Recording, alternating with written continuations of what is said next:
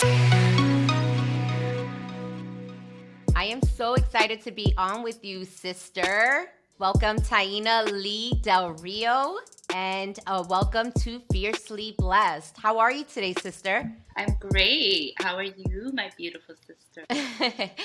Feeling blessed and excited to do this with you. I know a lot of people want to hear my story, and I thought that this was a very creative way of getting the story out there. So thank you for participating. Let's get right to it. Well, it's my pleasure to be a part of this. I know we grew up in the same home, but every child has their own experience. So, my first question for you is what was it like growing up in a single family home?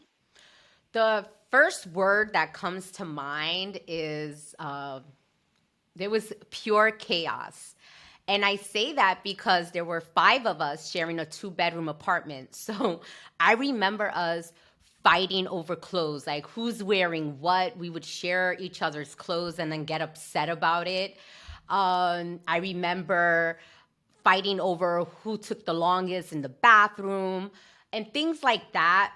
But I have to say, on the flip side, there was amazing, amazing memories that still I carry today. There was a lot of love and laughter. Do you remember like all of our friends coming to our apartment after school, like just wanting to be with us?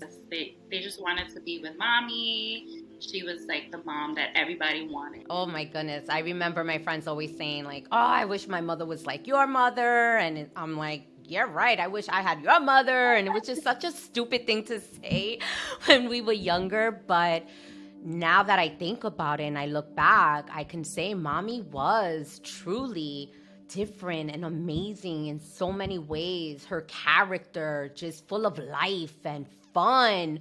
Um and she really was young. I mean, she was 46 when we lost her. And it's so crazy to me to think about that because I am 43 now and I don't feel old. I feel super young, right? And just to think about that, she was so young with teenagers and having to deal with that. I mean, I can't even imagine what that was like for Teenage her. So, girls. um, I know. And we were crazy, hormonal, just like oh, Attitude. I remember just feeling mad at the world for no reason. Like when you look back, it's like I had issues, man. Like so sad, wasted moments, wasted time because I didn't know how to deal with my emotions. We didn't talk about that. We didn't talk about coping mechanisms and dealing with our feelings. It was just like, we went through our days. We laughed through our days. We it just like the days went on and those feelings stayed. And now I know, like, wow, I didn't deal with them back then, but I ended up having to face those feelings in my 20s. And we'll get back into that a little later. That's a whole other story. But that was a good question, sister. Took me down memory lane. Yeah, me too. Envisioning the house crowded with people, but surrounded by a lot of love. 100%, always. So, our next question for you is since you bring up our amazing and beautiful mother, what did you admire most about her? So much, if I had to be honest, but one of her character traits that I admire the most is that she was not a quitter. And my mother and I, to the people out there, mommy and I were very close during the later years. And I remember hearing all her stories of her childhood and her upbringing and those details. And it allowed me to really understand why she went through everything that she went through and why she chose the route of doing drugs and masking her pain through drugs. And so it allowed me to really kind of enter into her world in that way. And despite everything she went through, I mean, she was doing heroin at the age of 15. I mean, that is so beyond crazy to me. And all that to mask a pain that she carried as a young girl that her father caused, right? And so dealing with that and being addicted for almost her entire life, having children, but never quitting, never losing hope, holding on to her faith for her girls. She did that for us. So she never quit because of her love for us. And I admire that because love is so powerful and love will keep you going. Love will keep you hoping. Love will help you not quit. And that's what she showed. And it was her love for us that gave her strength to overcome those adversities of addiction. And so I admire that most about her. I admire how she raised us, even in the midst of her struggles, and who we are today because of her. That wasn't easy what she did. And look at the outcome of her hard work. You and I get to share that story today of her amazing, beautiful journey. And so I'm proud of that, and I'm proud of you, my sister. It was you and I who had to go through that together. And today I can say that you are an amazing woman of God. You are an amazing mother. You've dedicated your life to your kids. You found your career as a nurse.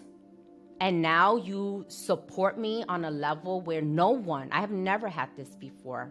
I feel in all the years of being a CEO, I've never had the support that you give me. And so I want to say thank you, and I'm so proud of you, and I truly do see mommy in you. Besides that you look like her so much, I see her character in you as well. So I was gonna say the I same love thing. you, and I love her. I love you, sister. I actually was gonna say the same exact thing, that when I see you, I see her. I know I've told you many times, but since we're on the topic of our mother, I see her strength in you, the way you bring laughter to a room, um, your your humor, the way you uplift people, your go-getter attitude. Like, I know she wasn't um, successful in the way that society portrays success to be, right? Hmm. Having money, having a career, but her home was her success. And Amen.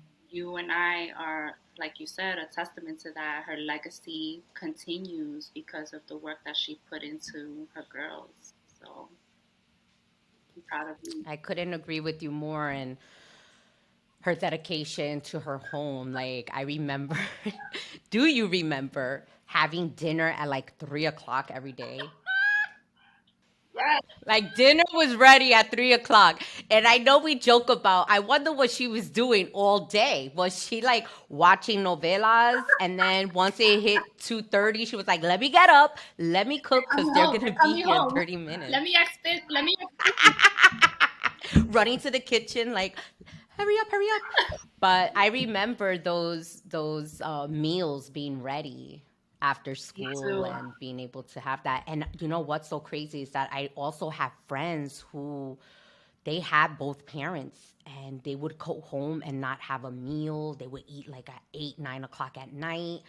And that's why they wanted to come to our house, because it just always had food. With the little bit we had, we always had good food, right? Yes. We always had the music playing. We always had mommy engaging with us. And she was so present. And the And house was always my friends so didn't have that. clean. Now I understand why she was so obsessed with fluffing the pillows and things like that. Because I am the same way. Like, I cannot see my pillows unfluffed. It's like a trigger. Yeah. And I'm constantly cleaning the counters. And oh, if she could see it now, I wonder what she would say.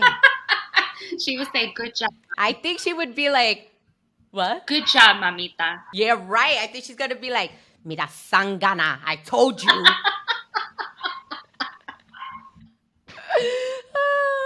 So funny.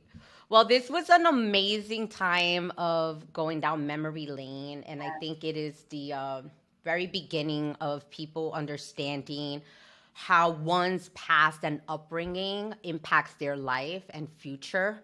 And ultimately, the goal would be to share the mindset change, because the pattern of hurt and addiction carried into my life, and not knowing how to deal with the pain and the anger that I had about my dad leaving and all these struggles, eventually losing my mom, our mother, at what, I was 19, you were 16, you were in high school. That was crazy and unexpected. So all of that contributed to my decisions as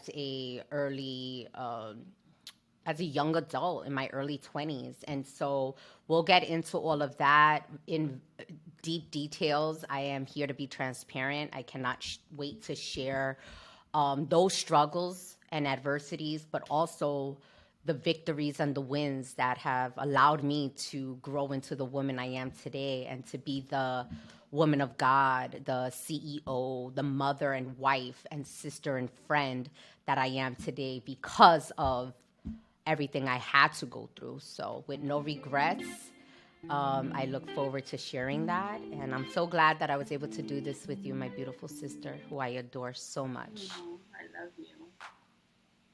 I love you too. Well, viewers, until next time, be sure to join us back here at Fiercely Blessed, powered by Blessed Bananas. We're excited to keep this series going. So support, stay tuned, and we will see you next time.